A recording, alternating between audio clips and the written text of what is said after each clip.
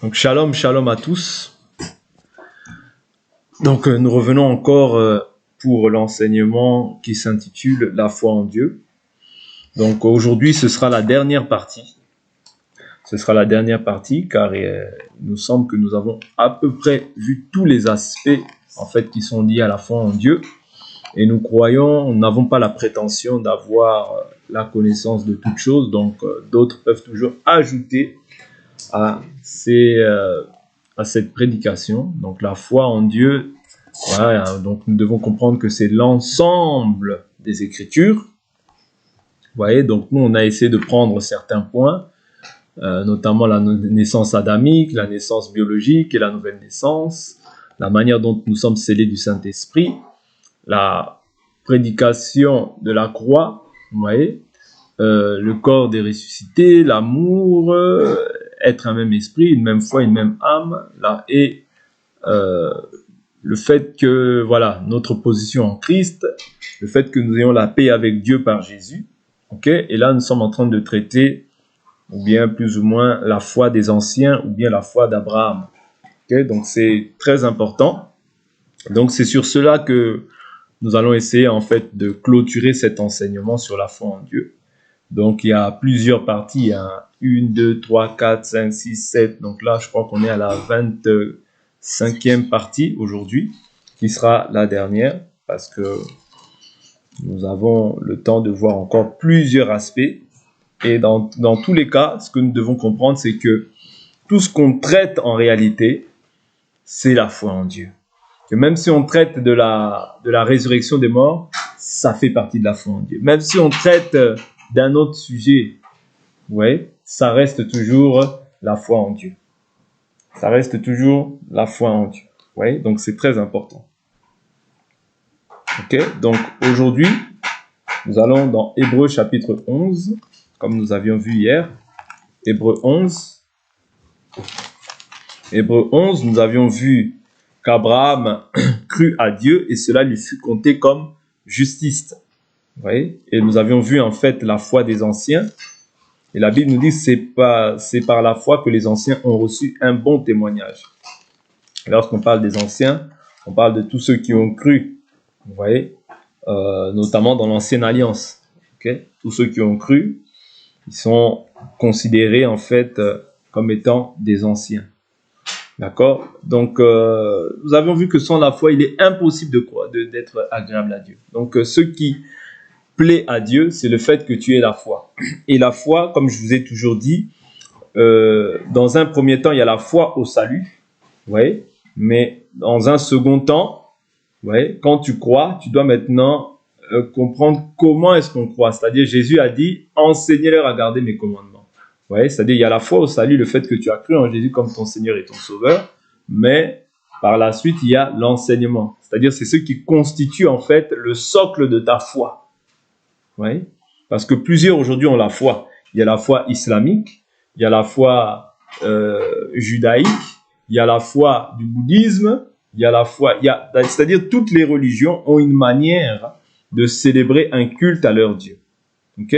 Et la manière dont ils célèbrent un culte à leur Dieu, c'est-à-dire il y a des préceptes et des commandements qui sont établis. Vous voyez? De même, nous aussi, lorsque nous disons que nous croyons, nous avons un socle ou bien un soubassement qui doit accompagner en fait la foi que nous confessons. Et c'est ce que nous avons essayé de traiter en long et en large dans cet enseignement qui est intitulé « La foi en Dieu ». Ok? Donc nous étions au verset hier 17.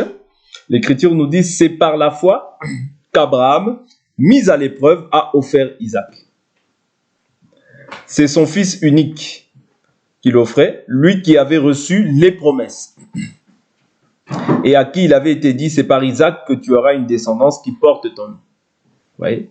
C'est-à-dire que quand Dieu t'éprouve, il va t'éprouver par quelque chose qui est cher à ton cœur.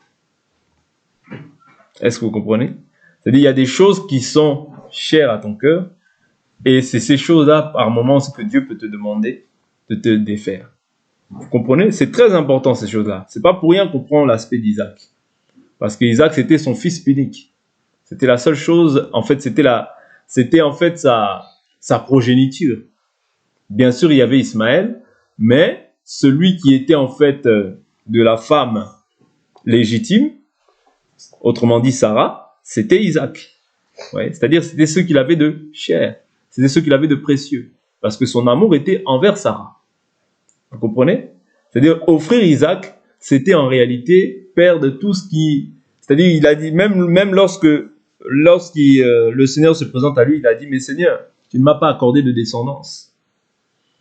Et le seul qui est dans ma maison, c'est Eliezer de Damas. Vous comprenez?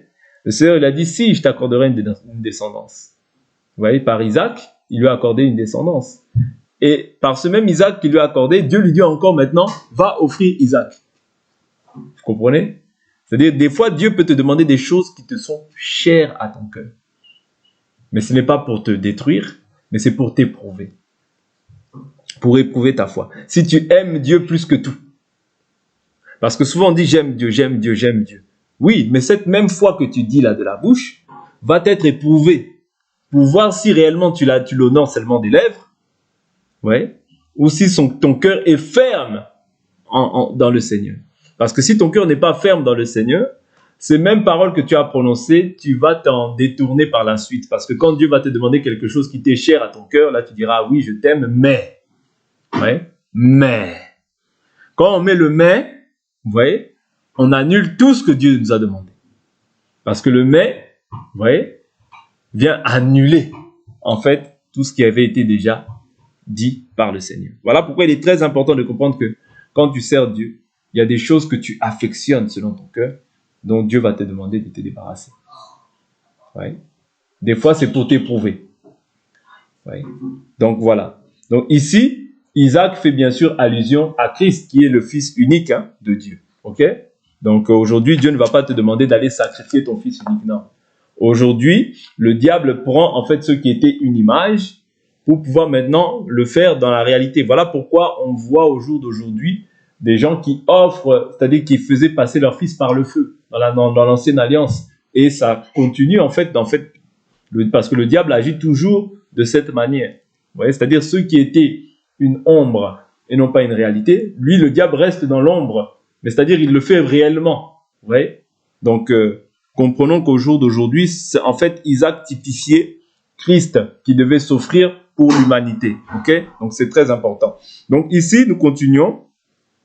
C'est là qu'il dit par la suite, il dit au verset 18, il dit « Et qu'il avait reçu les promesses, et à qui il avait été dit, c'est par Isaac que tu auras une descendance qui porte ton nom. » Verset 19, il comptait que Dieu est puissant.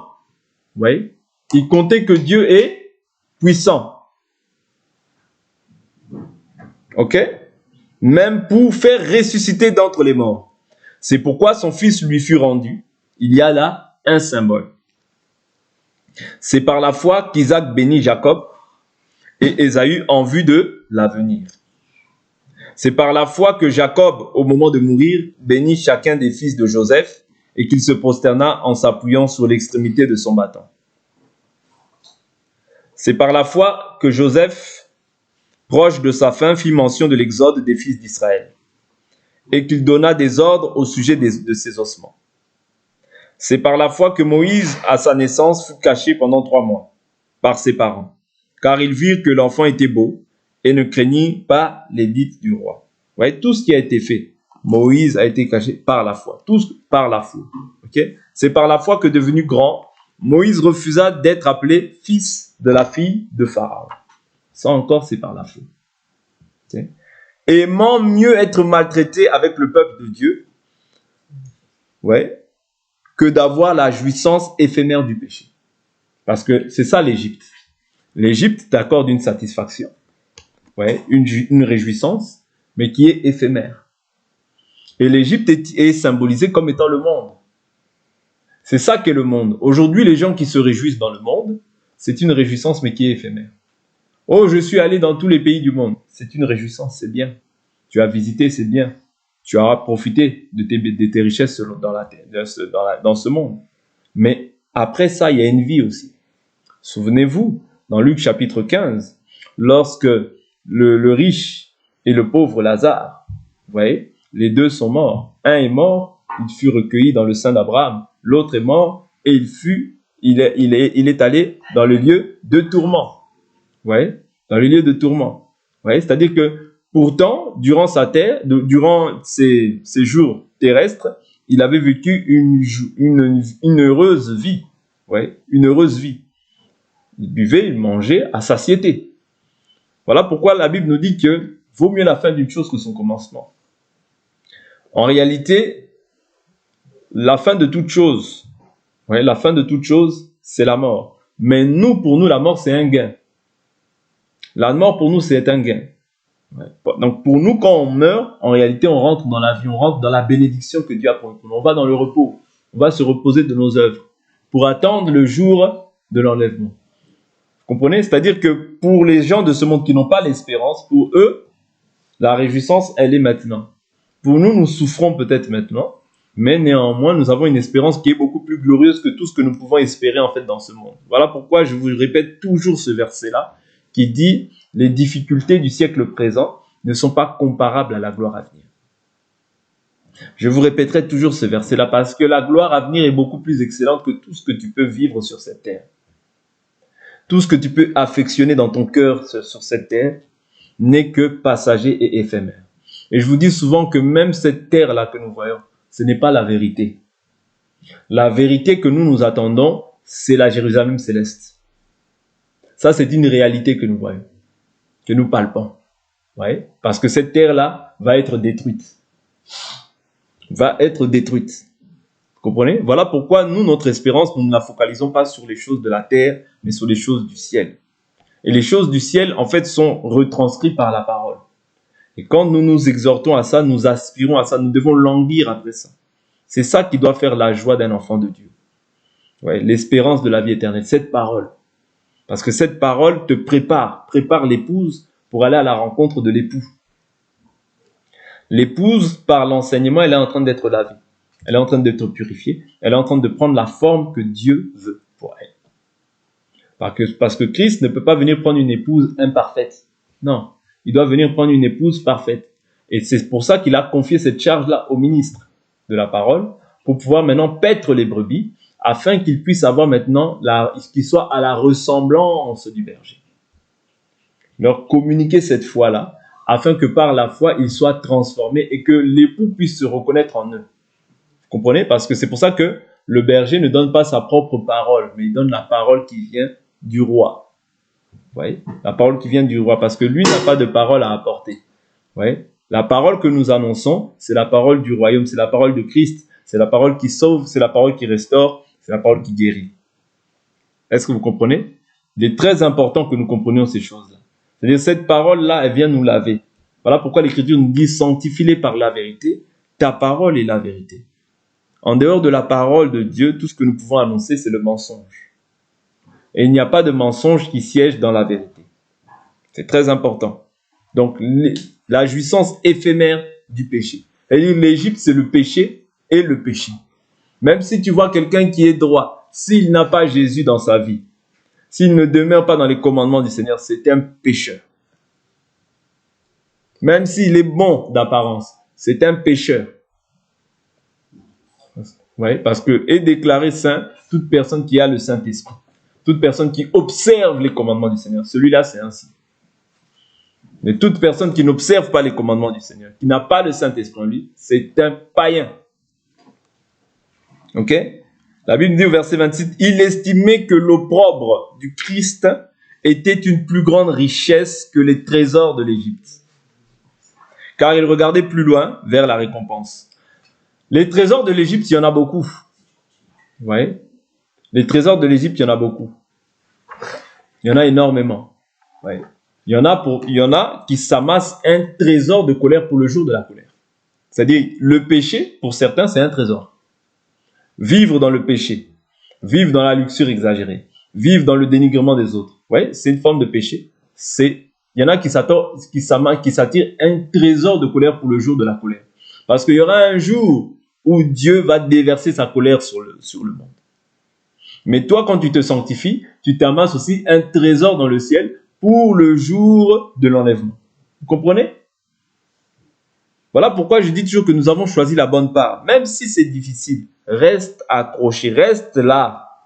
Parce que c'est là qu'est la bonne part. En dehors de cette part-là que nous sommes en train de partager, il n'y a pas de bonne part. Et même si tu retournes dans le monde, tu vas regretter, tu vas pleurer amèrement et tu diras au Seigneur, pardonne-moi, tu reviendras. Mais j'espère pour toi qu'il ne sera pas trop tard. Vous comprenez? Est-ce que vous comprenez? Parce que tous ceux qui ont abandonné Jésus, même Judas, il a été après pris de remords. Qu'est-ce qu'il est parti faire? Il est parti se suicider. Oui? Pris de remords. Parce qu'il a abandonné le Seigneur. Il a trahi le Seigneur. Quand toi tu abandonnes le Seigneur, tu trahis aussi le Seigneur. Mais tu regretteras par la suite. Parce qu'il y a tout en Jésus. Il n'y a rien dans le monde. Le monde ne peut rien t'apporter plus que ce que la parole t'apporte. Non, ne te trompe pas. Voilà pourquoi quand nous demeurons infidèles aussi, nous trahissons la parole. Est-ce que vous comprenez? Restons attachés au Seigneur. Il n'y a rien que tu puisses envier dans le monde. Rien. Les voyages, l'argent, le travail, tout ça, ce sont des choses qui sont passagères et éphémères. D'ailleurs, tous les gens qui sont dans ces lieux-là se plaignent à longueur de journée. Cela voudrait dire que si on réfléchit bien avec le raisonnement que le Seigneur nous a donné, nous devons comprendre que c'est beaucoup, la plupart de ces gens-là, ils sont malheureux en réalité. Ils sont malheureux. Voilà pourquoi ils cherchent un moyen d'échappatoire par le travail, par les amis, par les médisances, par les racontards, chercher à épier la vie de tous les autres. Vous voyez, ça démontre une forme de mal-être, vous voyez, dans la vie de plusieurs. Mais nous sommes heureux parce que nous avons choisi la bonne part. Ne te dis pas que tu perds ton temps. Non, tu ne perds pas ton temps. Au contraire, tu rachètes le temps. Lorsque tu écoutes cette parole te sanctifie, Dieu te garde et te préserve pour la vie éternelle. Ok? Verset 27, c'est par la foi qu'il quitta l'Égypte, sans craindre la fureur du roi, car il tint ferme comme voyant celui qui est invisible. C'est par la foi qu'il fit la Pâque et l'aspersion du sang, afin que l'exterminateur ne touche pas au premier-né des Israélites. C'est par la foi qu'ils traversèrent la mer Rouge, comme une terre sèche, tandis que les Égyptiens qui en firent la tentative furent engloutis. Par là, je veux dire quoi? Un Égyptien qui essaiera de passer, par la mer, il mourra. Quand je parle d'un Égyptien, quelqu'un peut sembler croire en Jésus, mais quand il va passer par les eaux, quand il va en ressortir, il finira par mourir. C'est-à-dire, on constatera en fait la débauche, on constatera qu'il retournera à son vomissement. Pourquoi? Parce que il n'était pas destiné à ces choses. Voilà pourquoi je vous dis que ce chemin étroit, c'est réservé aux élus. Ce n'est pas réservé à tout le monde. Oh, il a été baptisé. Il a été baptisé dans quel évangile? Parce qu'il y a un autre évangile et il y a l'évangile du royaume que Jésus nous prêchait. Parce que Jésus prêchait l'évangile du royaume. Mais tout Égyptien qui passera par ce chemin-là sera englouti. Il mourra. Et la mort ici, nous pouvons la typifier comme étant aussi, c'est-à-dire retourner à son vomissement. Retourner en fait dans les choses du monde. Pourquoi? Parce qu'il n'est pas destiné à ces choses-là. Nous avons déjà vu des gens comme ça. Des gens qui ont voulu faire les choses par engouement. Ah, parce que l'autre a fait, toi aussi tu veux faire. Et tu crois que c'est comme ça. Mais ils ont été engloutis et ils sont repartis dans les choses qui leur étaient destinées. Ok? Donc c'est très important de comprendre que ce chemin-là, ce n'est pas un chemin qui est réservé aux Égyptiens. Mais c'est un chemin qui est réservé aux Israélites. Et quand on parle des Israélites aujourd'hui, on fait allusion aux enfants de Dieu. Vous voyez? Aux enfants de Dieu qui ont cru en Jésus-Christ comme étant le Seigneur et le Sauveur. Parce que Israël ont été baptisés dans la mer Rouge, mais nous aujourd'hui nous sommes baptisés en Christ Jésus. Ok? Donc c'est très important de comprendre ces choses-là. Je prends le verset 30, il dit « C'est par la foi que les murailles de Jéricho tombèrent après qu'on en eut fait le tour pendant 7 jours. C'est par la foi que Rahab, la prostituée, ne périt pas avec les non-croyants, parce qu'elle avait accueilli pacifiquement les espions. » Toutes ces choses-là, tous les anciens, nous en parlons en fait, nous prenons en fait des images pour montrer que en fait, Dieu a été agréable à leur comportement parce qu'ils ont manifesté la foi. parce qu'ils ont manifesté la foi. Et la foi, c'est accompagner des œuvres. Ok? Parce que beaucoup disent aujourd'hui, non, c'est la foi, c'est la foi. Oui, mais même Abraham, la Bible nous dit que la foi qu'il a eue, c'est-à-dire le fait de prendre Isaac, c'était une œuvre. Le fait d'offrir Isaac, c'était une œuvre. C'est-à-dire la foi doit automatiquement, impérativement s'accompagner des œuvres. Ouais, sur certains points. Ok? Et que dirais-je encore, car le temps me manquerait si je passais en revue Gédéon, Barak, Samson, Jephthé, David, Samuel et les prophètes, qui par la foi vainquirent des royaumes, exercèrent la justice, obtinrent des promesses, fermèrent la gueule des lions, éteignirent la puissance du feu, échappèrent aux tranchants de l'épée, reprirent des forces après avoir été malades, furent vaillants à la guerre et mirent en fuite des armées étrangères. Des femmes retrouvèrent leur mort par la résurrection, d'autres furent torturées, n'acceptèrent pas de délivrance, afin d'obtenir une résurrection meilleure. D'autres éprouvèrent les moqueries et le fouet, bien plus les chaînes et la prison. Ils furent lapidés, mis à l'épreuve. Ouais? C'est-à-dire notre foi, n'oubliez pas, Jésus nous dit quoi? Que vous hériterez le centuple avec les persécutions, et pour fin, la vie éternelle. C'est-à-dire, dites-vous toujours dans votre foi que la foi doit être assimilée aux persécutions. Ouais, c'est lié. Ouais, c'est lié. La foi, dès lors où tu as la foi, il y aura les persécutions qui vont t'accompagner. Une foi sans persécution, c'est pas une foi.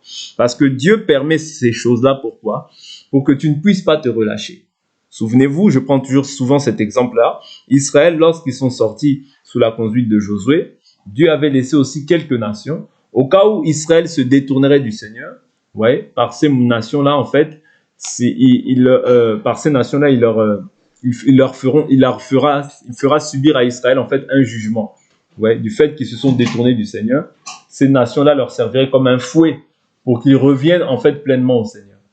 C'est de même aussi pour la persécution aujourd'hui. C'est-à-dire que Dieu permet que le diable soit là, Dieu permet que les démons soient là, ouais, au cas où maintenant toi tu veux te détourner de la volonté du Seigneur, ouais, ces démons-là peuvent agir, ouais, dans ta vie pour te faire revenir en fait dans la voie du Seigneur. Parce que toi, tu dois demeurer dans le chemin étroit. C'est ça le chemin que Dieu t'a réservé pour voir le salut. Vous comprenez? Voilà pourquoi tu ne peux ni aller à gauche, ni aller à droite, ni te détourner. Tu dois emprunter le chemin royal, la voie royale. Oui, c'est très important. Okay? Donc ces persécutions-là sont permises pour que nous puissions rester attachés au Seigneur, pour que tu ne puisses pas te détourner. Voilà pourquoi la Bible nous dit, l'adversaire, le diable, rôde comme un lion rugissant, cherchant qui dévorer. Et la Bible nous dit, ne laissez pas l'avantage au diable. Ouais. C'est-à-dire, quand tu laisses l'avantage au diable, le diable vient te châtier. Ouais. Dieu permet que le diable puisse te châtier, mais c'est simplement pour te ramener, oui, à sa volonté. Donc, comprenons ces choses-là. Parce que Dieu châtie tout fils qu'il a gré. Ok? Donc, beaucoup furent sciés, ils furent tués par l'épée. Ils allèrent ça et là, vêtus de peau, de brebis et de peau de chèvre, dénués de tout, opprimés, maltraités, eux dont le monde n'était pas digne. Oui. Errant dans les déserts, les montagnes, les cavernes et les antres de la terre. Oui. Et tout cela qui avaient reçu par leur foi un bon témoignage, n'ont pas obtenu ce qui leur avait été promis. Oui. Car Dieu avait en vue quelque chose de meilleur pour nous, afin qu'ils ne parviennent pas sans nous à la perfection. C'est très important ce que nous avons partagé. Par là, je vais simplement nous dire quoi? Que la foi que nous avons reçue en partage, tout ce que nous avons parlé, le scellement du Saint-Esprit, l'amour, être un même esprit, être une même pensée, être un même cœur, naître d'en haut, l'esprit, toutes ces choses-là que nous avons pu partager lors de ce partage, oui, c'est simplement, en fait, pourquoi? Pour nous faire comprendre que la confiance en Dieu, oui, c'est ce que nous devons avoir de manière permanente. Un enfant de Dieu ne doit pas se décourager. Un enfant de Dieu doit toujours espérer. Parce que l'espérance ne trompe point. L'Écriture nous dit que l'amour de Dieu est répandu dans nos cœurs par le Saint-Esprit. N'oubliez pas que le Saint-Esprit, c'est le gage de notre héritage. Tu as cru, tu es sauvé. Tu ne verras plus la mort. Mais tu dois persévérer. Ne te dis pas, oh, je suis un élu maintenant. Non, non, non. Persévère. C'est la persévérance qui va prouver que tu es un élu. Sans persévérance, nous, on n'a aucune preuve que tu sois un élu. C'est Dieu qui sait, en fait, qui sont les élus. La Bible nous dit de ne rien juger avant le temps. C'est Dieu qui fera paraître tout à la lumière. Et tout ce qui apparaît est lumière. Vous comprenez? Mais nous, tant que nous sommes dans cette chair, nous avons pour objectif de pouvoir traiter durement notre chair, de pouvoir persévérer. Si nous voulons aussi aller à l'enlèvement, si nous espérons à cela, parce que c'est ça qui doit, quand nous voyons le monde, quand nous voyons les tremblements de terre, les meurtres, les viols, toutes ces choses-là que nous voyons en fait qui sont abominables, mais nous devons languir après l'enlèvement. Nous devons languir après l'enlèvement parce que c'est ça qui doit faire notre joie. Ouais, le fait d'aller auprès de notre Seigneur, de notre époux. C'est ça qui doit faire la joie d'un chrétien. Parce que quand on voit tout ce qui se passe dans le monde, en réalité, je comprends pourquoi Paul disait que la mort pour moi est un gain. Mais il dit que je préfère rester avec vous pour votre perfectionnement. Ouais, parce que quand on voit en fait vraiment ce qu'on voit là dans les temps de la fin, l'homme qui se transforme en femme, l'homme qui va avec des animaux, qui se marie avec un animal, ouais, toutes ces choses-là, c'est tellement abominable que vraiment, nous devons languir après la venue du Seigneur. Voilà pourquoi Paul disait Maranatha. Maranatha qui veut dire quoi? Jésus revient. Ouais. C'est-à-dire que ça doit être vraiment le désir de ton cœur, que le Seigneur revienne afin que nous partions à l'enlèvement. Ouais. Parce que rester en fait, aspirer encore au désir de ce monde, c'est vraiment ne pas comprendre réellement ce pourquoi tu es dans la foi. Je ne dis pas que nous ne pouvons pas avoir des projets, c'est pas ce que je dis. Mais néanmoins, même quand tu as un projet, n'oublie pas en fait quel doit être ton objectif, ouais, l'objectif de ta vie, l'objectif pour lequel tu vis. Tu ne vis pas pour les projets, tu ne vis pas pour le travail, tu ne vis pas pour quoi que ce soit, tu vis pour Dieu. Ouais. Avant tout, tu vis pour Dieu. Ta foi, tu l'as placée en Dieu. Tu as donné ta vie à Dieu. Dans tout ce que tu fais, même si tu as un projet, dis toujours que ce soit la volonté de Dieu. Si ce n'est pas la volonté de Dieu, ne le fais pas. Ouais. Si ce n'est pas la volonté de Dieu, ne le fais pas. Ok? Si ce n'est pas la volonté de Dieu, ne le fais pas. Parce que il y a des choses qui peuvent te détourner de la voie du Seigneur. Et si tu te détournes de la voie du Seigneur, tu as tout perdu. Et la Bible dit que donnera un homme en échange de son âme. Ouais. Ton âme est chère. Ton âme a de la valeur auprès du Seigneur. C'est pas en vain que Pierre dira, ouais, approchez-vous de lui, pierre vivante, choisie et précieuse devant Dieu, mais méprisée des hommes. Ouais. Tu es méprisé des hommes, oui, parce que ton royaume n'est pas de ce monde. On te trouve dépassé dans ce monde. On te trouve archaïque dans ce monde. On dit, mais eux, vraiment, ils n'ont rien compris. Mais toi, tu as la sagesse. Toi, tu as les trésors du ciel en toi. C'est eux qui n'ont rien compris. C'est eux qui subiront la seconde mort s'ils ne se repentent pas. Mais toi, tu as tout compris parce que dès à présent, ta vie à toi est cachée dans les lieux célestes en Christ. Avec Dieu. Là, tu marches simplement en attendant le jour de ta mort. Ouais, tu marches simplement en attendant le jour de ta mort. N'ayons pas peur de la mort comme ceux qui espèrent en ce monde, comme quand on parle de la mort, ils sont tout frileux. Vous voyez, comme si, non, pour nous, la mort, c'est bon, j'ai achevé la course. Je suis parti, c'est bon. N'ayons pas peur de la mort comme les gens de ce monde ont peur de la mort parce qu'eux n'ont pas d'espérance. C'est pourquoi ils ont peur de la mort. Mais toi qui as l'espérance, qui sais que je meurs maintenant, je vais dans le repos, tu dois comprendre que pour toi, la mort, qu'elle vienne aujourd'hui, qu'elle vienne dans 10 ans, dans 20 ans ou dans 50 ans, peu importe.